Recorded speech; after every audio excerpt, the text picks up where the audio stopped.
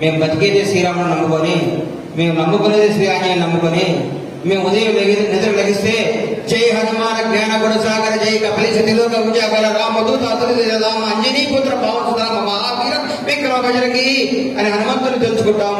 పొద్దున్న అయ్యప్పని తెలుసుకుంటాం, పొద్దున్న వెంకటేశ్వర స్వామి తెలుసుకుంటాం. ముస్లిం సోదరులు వస్తే నమస్కారం పెడతాం, క్రిస్టియన్ సోదరులను గౌరవిస్తాం, ప్రతి మతాన్ని గౌరవిస్తాం, ప్రతి ఒక్కరిని ఆదరిస్తాం. మాకంటే హిందువులు ఎవరూ లేరు, మీరు హిందూ పేరు చెప్పుకుంటున్నారు, మా అనుగుణంలో మా రక్తంలో హిందుత్వం ఉంది, కాంగ్రెస్ పార్టీ హిందూ పార్టీ అని చెప్పారు. రాహుల్ గాంధీ గారి గురించి, సోనియా గాంధీ గారి గురించి, కాంగ్రెస్ కుటుంబం గురించి మీకు మాట చెప్పాలి. వడి అడుగులు వేస్తున్న రాహుల్ గాంధీ నడుచుకుంటూ వస్తే నానమ్మను దారుణంగా చంపింది ఈ టెర్రరిస్టులు.